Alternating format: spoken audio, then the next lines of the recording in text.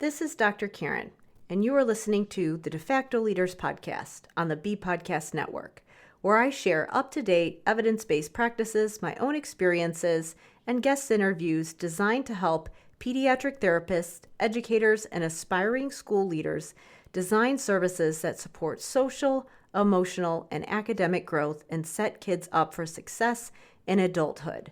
Whether you want to learn effective strategies for your therapy session or classroom, be an influential leader on your team, or find creative ways to use your skills to advance in your career, I've got you covered.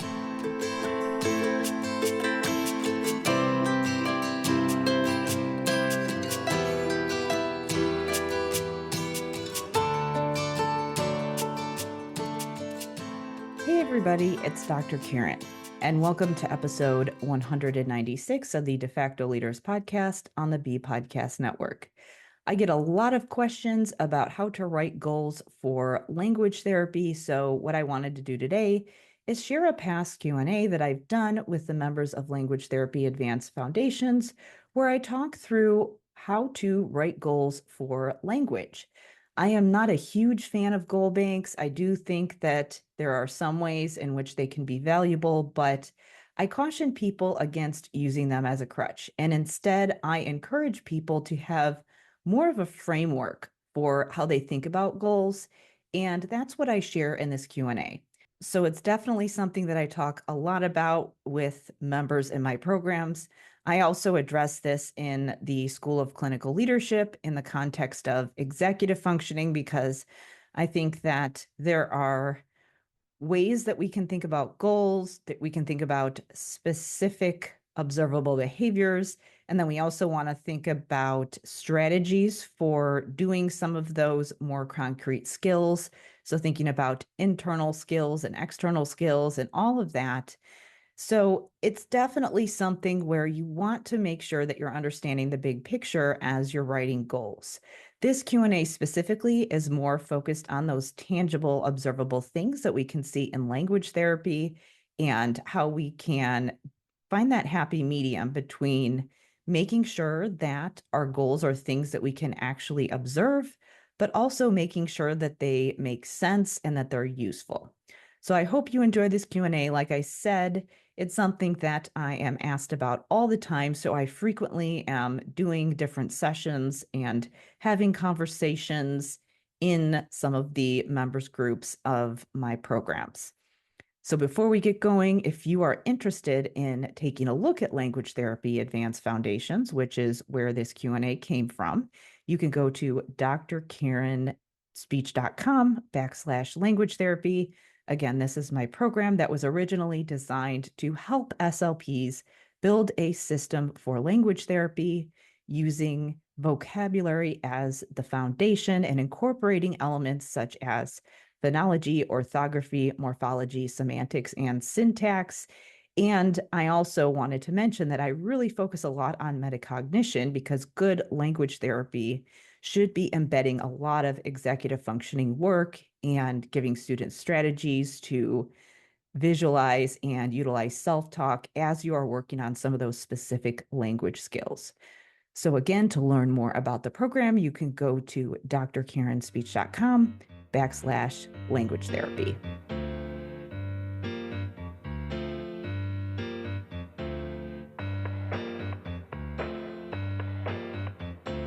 So I wanted to just share an additional Q&A about goals because that's something that comes up a lot. And I have some additional insights and things that I want to share to help you problem solve when you write language goals that I think are going to help to add to the information that you currently have on writing goals. So just to kind of give you a little bit of context and also some direction on where you can find this information, if you are a member of Language Therapy Advanced Foundations, then in the materials library, there is a resource. There's a section. You'll see if you go to the post that says materials library, you're going to see a bunch of sections. There's one section, sorry, let me back up. If you go to the materials library and then you click on that post, you're going to see a bunch of different sections. and there's one that's about data collection and productivity. If you go in there, there's a resource called the SPOT Framework Guide. This is a resource that's going to help you to manage some of the paperwork and data collection that you have to do as an SLP, and also just to kind of, it's for evaluations, it's for ongoing progress reports and gathering information from teachers. So it's going to help you to collaborate with teachers and get information you need from them about how your students are doing. It's also going to help you to stay up to date with what's going on with the curriculum. And it's also going to help you just gather data for your, just to know how your students are doing. And then also for your reports and like your reevals and things like that. And so when it comes to evaluations, I think it's important to know that a lot of districts are going to want you to get a standard score. They're going to want you to have some kind of a norm referenced assessment of language. And there are some good options out there that will give you a decent representation of students. Again, we talk about those a lot in here. Things like the TILS. The TILS is pretty comprehensive. I do like the language processing test. That's an example that I give in that SPOT framework guide. There's, let's see, the listening comprehension test is pretty solid. So there's a number of different options that are pretty good out there as far as just giving you something that is norm referenced, that gives you a score. You have to be a little more careful with things like the self, because the self tends to, it does give you some information, but it also tends to under-identify kids and miss things, especially when there are kids who have issues with executive functioning and things like that. Sometimes it doesn't really tap into that, even though it does require executive functioning to do a lot of those things on the self. So those are some things that we want to keep in mind. And in general, with any standardized assessment, it is just one little snippet that you're seeing of a child. They provide valuable information, and you do have to do them in a lot of facilities. But remember that that's only part of the picture. So we want to make sure that whenever we're gathering information about students, that we have a number of different sources. And so when people are talking about language, especially when it's evaluations and screenings and looking at reevaluation data to see if students are making progress, yes, part of what you do could be getting that formal assessment, but also you really want to be looking at how they're doing across all the other tasks that they have to do. So, you want to be looking at how they're performing on their reading comprehension assessments. You want to be looking at kind of a portfolio of their academic work and be looking at those types of things. There's also I do give you a rating scale. It's called the Academic Language Skills Rating Scale. That is something that I created. That's not a standardized tool, but it is a rating scale that kind of just helps you to gather information about how students are doing from teachers.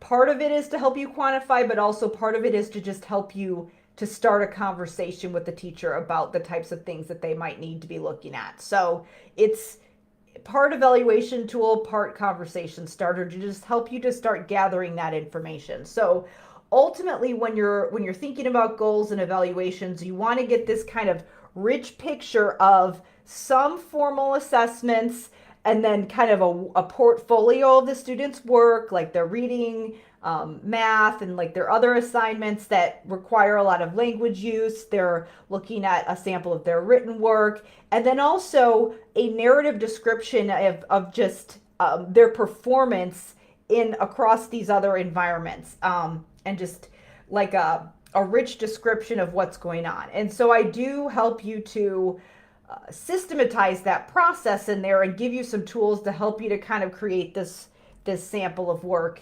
in a way that is efficient. So because we always want to be thinking of these little pieces as snippets. And so obviously the benefits of some kind of formal thing that gives you an objective score is that it tends to be, cleaner. A lot of times there's the reliability and the validity of the number that you're getting is going to be higher because it's standardized. So that's the benefit of it. And if you do get a decent assessment, then usually the scores and the information can be fairly robust. But again, because it is standardized, sometimes those situations are, you're not getting all the information about how kids are when they're outside of a clinical setting. So that's the con. And so you do need to supplement with the other information. The pro of getting the other information, like the portfolios, the narrative descriptions, and the discussions and reports from teachers and parents. The benefit obviously there is that it's giving you rich information about how kids are performing across the day. The con is that you don't have the reliability, the validity, and so it's a little bit messier. But that's why we need a blend of both, because they both have the benefits, that they both have pros and cons to them. Like we want to put it all together so that we get the big picture. So to talk a little bit about goals within that whole process, I wanted to give you just a series of just things to think about when you're writing goals, and some additional points of clarity that I wanted to make that I didn't originally make when I wrote the SPOT framework guide, and just some other little nuances and questions that have come up since then.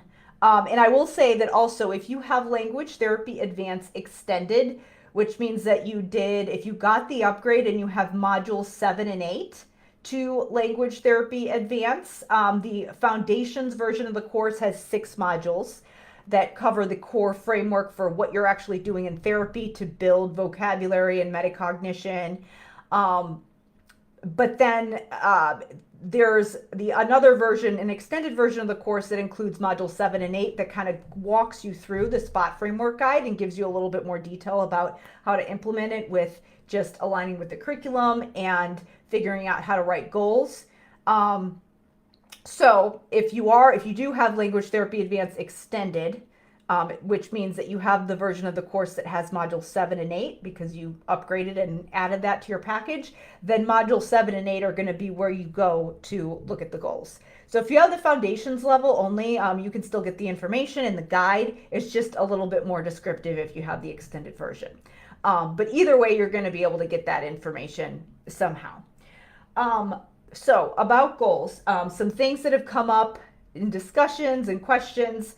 So obviously with language goals and with this whole idea of, we've got to make it objective, we've got to stay accountable, we want to stay compliant, but we also want to be functional. It's the same kind of thing where, as I was talking about before with standardized assessments versus non-standardized means of collecting information about a child, there are pros and cons of both.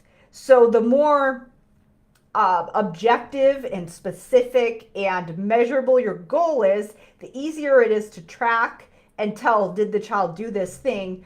But if you get with certain tasks, they're so specific and they're easy to measure, but sometimes when you take that too far, it's like, yeah, you can measure it, but it doesn't mean anything. It doesn't translate over to something useful in the real world.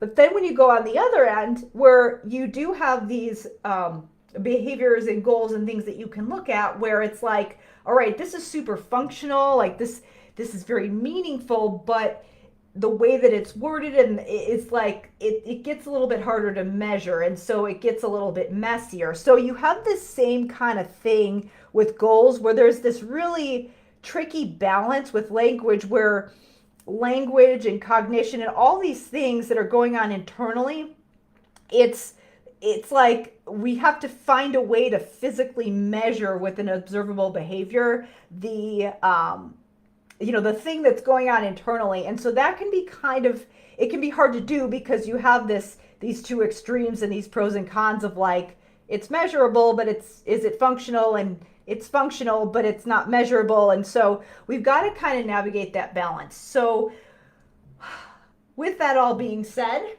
you kind of have your work cut out for you when it comes to writing goals for language that are meaningful. The way that I do that is that I do start with an observable behavior. And I do give you some examples of observable behaviors that you can start with when you are writing goals, and that is in that spot guide. So I give you examples of things that are easy to observe, that you can easily measure, and then I give you some examples of verbs that are kind of vague, that if you put them into your goal, it's going to be kind of hard to measure. So those are some things that you can consider as you're writing goals. So I do kind of help you through that process there. But something that I wanted to mention that comes up in here, and I will give you a specific example of, there's times when you want to focus on the actual task that you're looking at, and you want the student to actually do the task.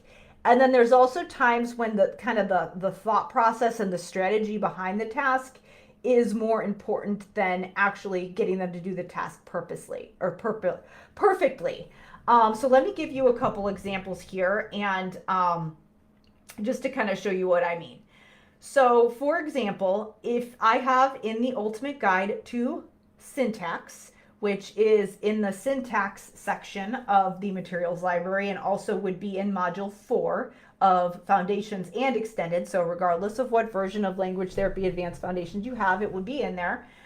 So I give you some examples of how to write goals for syntax. So with this kind of a situation, this is a very specific observable thing where, yes, there are a lot of internal processes going on when you are thinking through language and, processing what's going on with sentences. But there are some ways that you can, with syntax, specify something that's observable. So for example, like if they're saying or writing a sentence with a specific sentence structure and you have a goal about that behavior, it's a little more cut and dry, where it's like they said the sentence, they use this structure, and so you can tell, that's a very clear behavior that you can observe.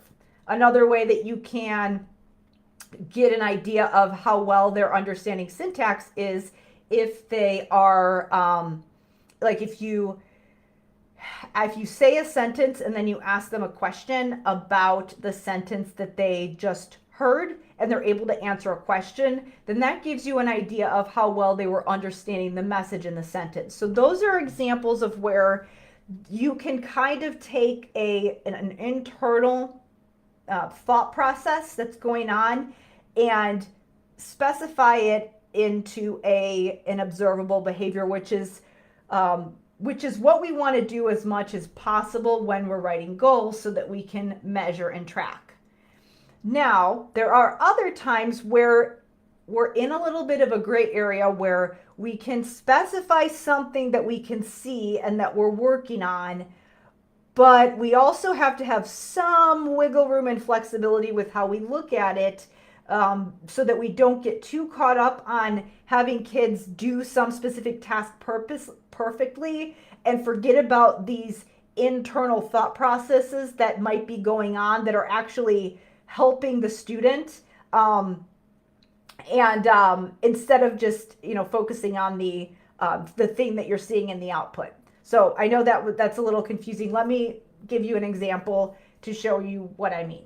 So when we write goals for semantics, the purpose of that goal is twofold. So the goal that I have a lot of people start with, that I give as an example, is we'll define and describe a word with 3 to 4 attributes. That's something we can see. We can measure if a student can actually do that. Like if you give them a word, can they tell you about it with diverse information, 3 different kinds of information, like can they give you a category, a function, a physical attribute.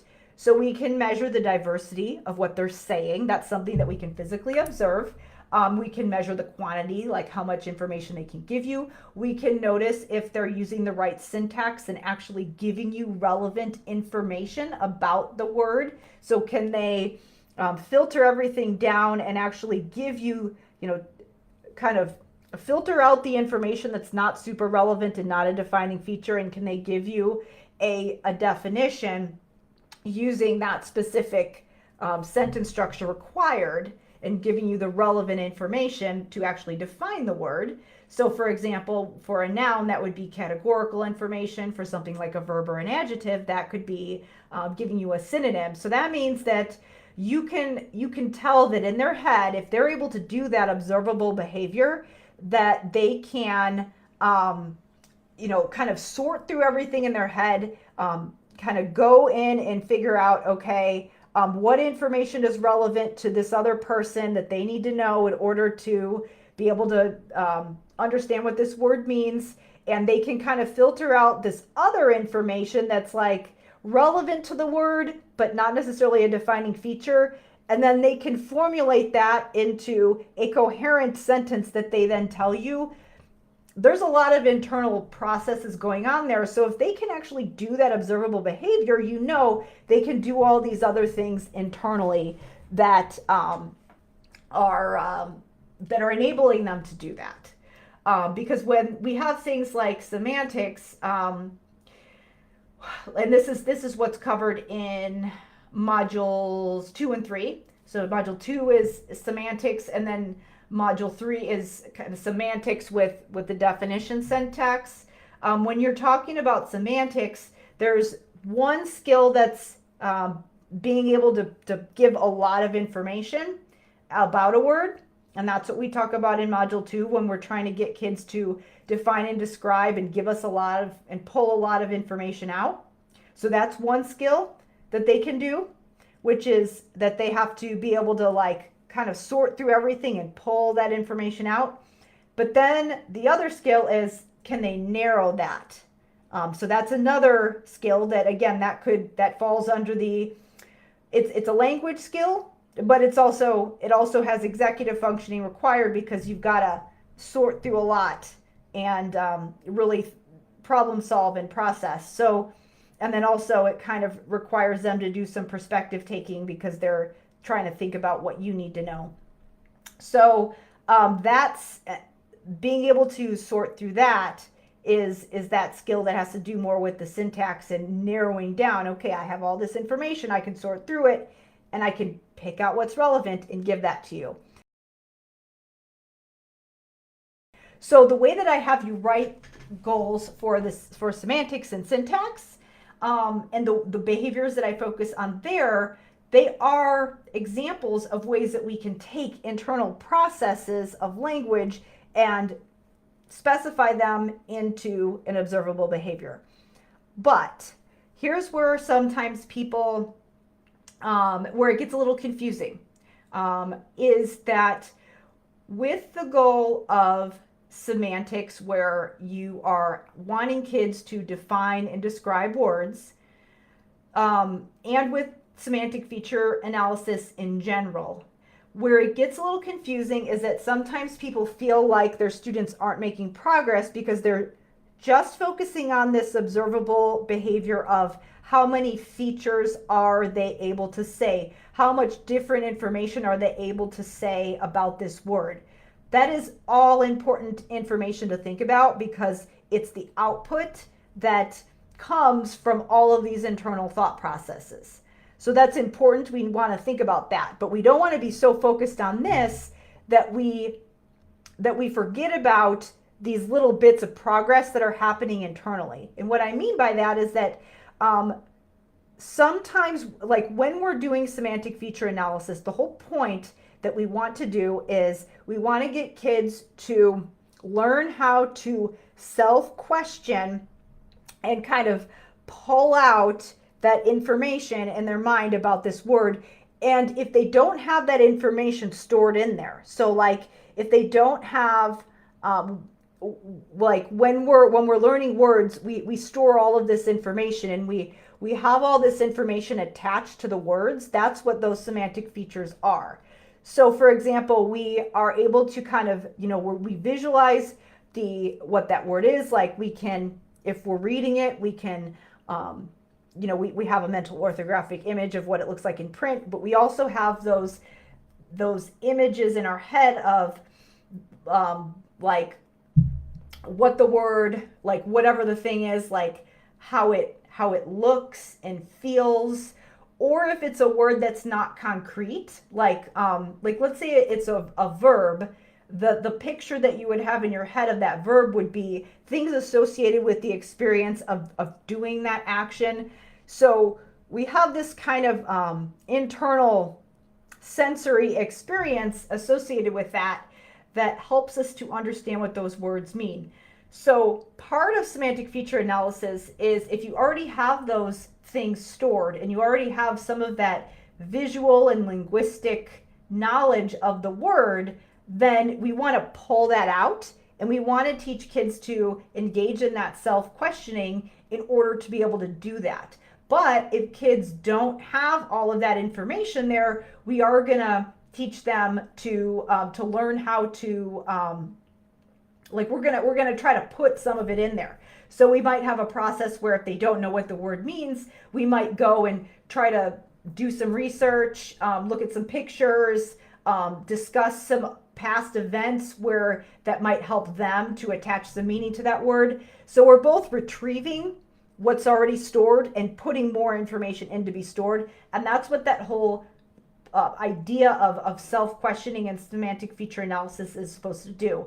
And then it's paired with syntax because we also, at the same time, we want to get information in, but we also want to sort information. So we're doing two things. And so with semantic feature analysis, it's important to focus on that output. So what's in those goals, but the goal of that activity isn't always for them to perfectly be able to, because like in module 2, I give you some of those questions that kids have to answer or that they can ask themselves in order to cue that semantic information, like what group does it go in, what does it look like, all of those things. The goal isn't for them to be able to answer all those questions perfectly. The goal is really for them to engage in that self-questioning. Now, we can't necessarily see them self-questioning. We can't see someone's internal self-talk and dialogue and the process of them storing and retrieving information. So there's going to be times when if you might not necessarily see the progress in the internal dialogue translate to an observable behavior yet. So that's why it's really important to just, as we're working on those things, even though we have these goals that we're working towards that say something that we can physically see, we don't want to get so focused on that we forget about what's going on internally and what the point of the goal is. So I just want you to just think about that as you're writing goals, is that there's always an internal process that's going to be hard to measure, that, you know, we don't want to not focus on the specific observable skill because we do need that for accountability. But at the same time, we always want to remember that the point of the observable behavior is to get that internal thing going on. And that, you know, sometimes it is kind of hard to measure those. So keep that in mind. The other thing that I wanted to mention about writing goals is that with the idea that there's with a language skill, with things that require metacognition and processing, executive functioning, there's always going to be this end output that's going to be impacted by what's going on internally.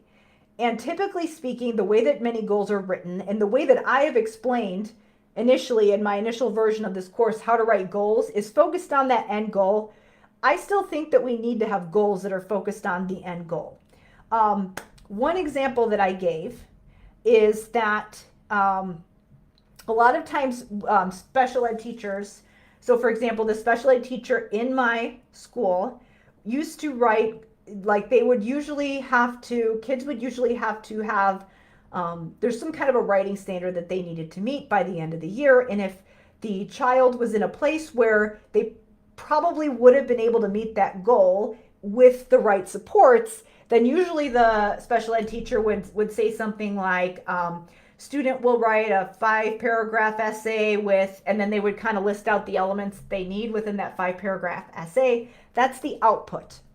And so I, typically speaking, when writing goals, would start with that. What's the end output that we want the child to do? Like what's the end goal? I started with that, and I used to take a really hard stance with like, all these other things are just strategies to get to the goal, just focused on the end goal. And that's honestly, like, in my special ed doctoral program, that was pretty much how I was taught to write goals. And I still agree that that's something important that we should do. But I think that there are also cases where it does make sense to make sure that you have that end goal. So again, I gave you some examples of how to do that with language, with semantic feature analysis and syntax. You want to think about that end goal, but then also there might be cases where it does make sense for you to specify what the strategy is to get to that end goal. And because ultimately what we want kids to do is that we want them to have this repertoire of strategies that they can use in order to do whatever it is that we're working on. Like self-questioning, to cue yourself to think about all the different pieces of information about a word is a strategy. So I don't have any examples of goals for self-questioning. I think that typically the way I write goals for that is that I write the goal for the language output that you want, but then in therapy we're talking and working on the self-questioning. But for something like writing, or for some of these other academic type tasks where there are a lot of steps to get to the end goal, it does make sense to have a goal for like whatever the end goal is, and then have something where it's like the goal is a strategy. An example of how that was often done for teachers, where like when I would collaborate with a special ed teacher and we were working on writing goals with the student, we would have the end goal for the 5-paragraph essay or whatever it was. There could have been a lot of different examples there. But then there might also be a goal for using some kind of a strategy to get there, like using a graphic organizer, or something like using some kind of a proofreading process,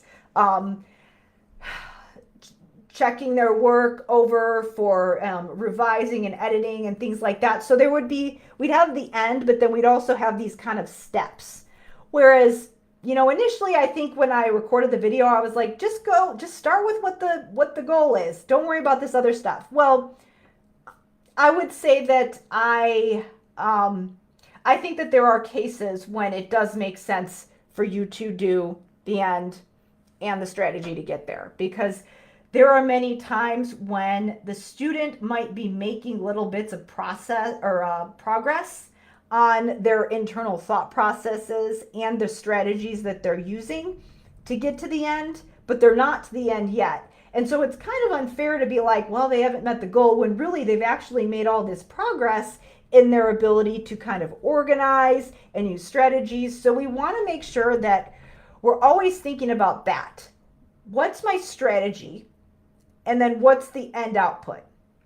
And I think that sometimes when people ask me questions about goal writing, they're kind of like, is this right? Am I doing this right? And usually my answer is like, you've got this. I think a lot of times when people come in here and they're like, this is what I'm thinking, am I on the right track? Usually I tell them that they're on the right track, but what I like you to do is just ask yourself a series of questions to make sure, or to be aware of what you're doing. So ask yourself the question of, does it make sense to write the goal for the end observable behavior? Does it make sense to write a goal for a strategy to get to that end behavior? Another thing, let me think. Okay, another thing I wanted to talk about is that some people do is that they put prompting in the goal. So for example, they might say, we'll do with minimal prompting, or with visual cues, or with one repetition or less, student will do, and then whatever the behavior is. So I typically, the way that my starting point for writing goals there is that I try to figure out what can they do without the prompting, and I figure out where they're at without prompting and what the next level up is that they can do without prompting. Because that, when you're talking about prompting, is what you're doing, and the behavior is what the student is doing. And I always start my goals with what the student is doing. And so my question is always, if the student needs that much prompting, is that an appropriate goal? Or do you want to just say, here's where they are, let's get them here? The goal is always to get them to be more independent. Then once they get here, then we can write a goal to bring them here, and so on. And yes, of course, you're going to be doing prompting within your therapy. You're obviously going to give student access to prompts and things like that, but do you need to write that into the goal? I'm not saying that there's a right way and a wrong way. I just think that you should ask yourself that question, because there might be a case for one or the other, depending on the situation. My beef with when people are like, with this, and then they list all these cues that the student needs and they write it within the goal, is number one, it makes the goal really wordy, and it sometimes, I've seen goals that are so wordy that like you don't even know what the goal is anymore. And number two, I think that sometimes people write that all this prompting in a goal because they're worried that if they don't put it in the goal, that people aren't going to do it across the student's day. And if you're worried that the student is not going to get the support that they need, then writing a goal a certain way and like trying to cram all of that into the goal is the least of your problems. Probably it's more of an issue of collaboration and communication with the team if the student's not getting what they need. So don't jam all that stuff into goals out of fear that the student's not going to get what they need if you don't put it in there. And also, there are times when I think that sometimes like saying with minimal prompting, like it's not adding anything to the goal. We don't even know what that means. Like if it's not really adding anything more specific, then I tend to leave that out. Now, the case that I've heard for adding something like that into the goals is that one way of doing it, one way of looking at it is, here's the student, like what they can do without prompting. I'm going to work on getting them to be at this level without prompting, and then this level without prompting. And I'm going to write the goal for wherever they are, like a little bit further than what they are. Another way of looking at it is that some people say, here's where I want them to be. And the goal is like, I want to get them, like we're gonna teach them and have them, do this task, and they're gonna need a lot of prompting to get to that task. And the goal is that I want to reduce the amount of prompting it takes for the student to get here. So that's one rationale for writing supports into a goal that I think makes sense. I think from a therapeutic standpoint, that sometimes like the way that you do your therapy, regardless of like, do you write the goal this way versus this way? I think that people are probably doing about the same thing, but that's one way of thinking about it. So again, all of this is just, I guess, communicating the idea that there's not one accepted way to do this. There are different ways of thinking about writing goals, and I think you need to just have a good problem-solving process in order to do this. So to kind of wrap this up, the questions that you want to ask yourself when writing goals are, number one, what is the observable behavior? Number two, do I write the goal for the observable behavior, or do I write the goal for a strategy to get to the end behavior? Or do I need both? So those are some things to consider. And then a final thing to consider is, how do I handle prompting? Do I want the student to do something without prompting? And do I want them to just kind of get a little bit further with what they're able to do without prompting? Or do I want to have them do the entire thing? And do I want to just try to fade prompting? Honestly, I think from a therapeutic standpoint, you should be hitting this from all angles. Your goal is probably going to be worded one way or another way, regardless. I think that regardless of what it actually says on paper, you should be trying it from multiple angles in your actual therapy. The goal is kind of just this tangible representation of what you're doing in therapy. to be honest, I think that a lot of people, when their methods of writing goals might be a little different, but then when we actually look at what they're doing in therapy, philosophically, they're kind of hitting all the angles in the same way. It's just that the actual wording of their goal is just a little bit different. So, I like to focus more on the actual therapy techniques. That's why in the program, in the Language Therapy Advanced program, it is more about the therapy techniques. And I just do have a little bit of information on goals. I did want to record this video today, though, to kind of give you some additional context for how I think about goals. Because it's, again, like I get a lot of questions about this. So I wanted to make sure that you had a good thought process for writing the goals. So, long story short, there are multiple ways of thinking about it and doing it. They're probably going to be okay for your students. Hit it from both angles. Consider these different ways of looking at things and be aware that it might be different from one student versus the other.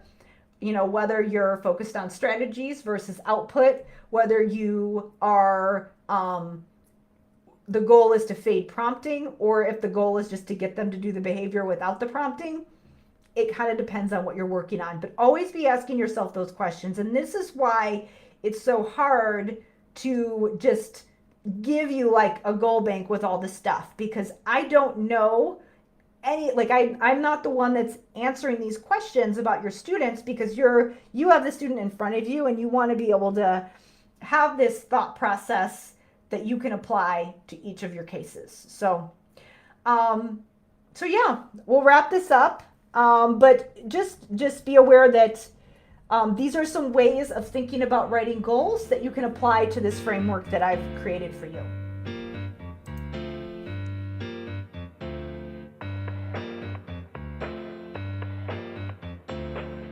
Be sure to check the show notes for all of the links where you can go to learn about all of the great resources that we mentioned in this episode, as well as where you can go to learn more about Language Therapy Advanced Foundations, my program that helps SLPs and other professionals working on language to create a system for language therapy.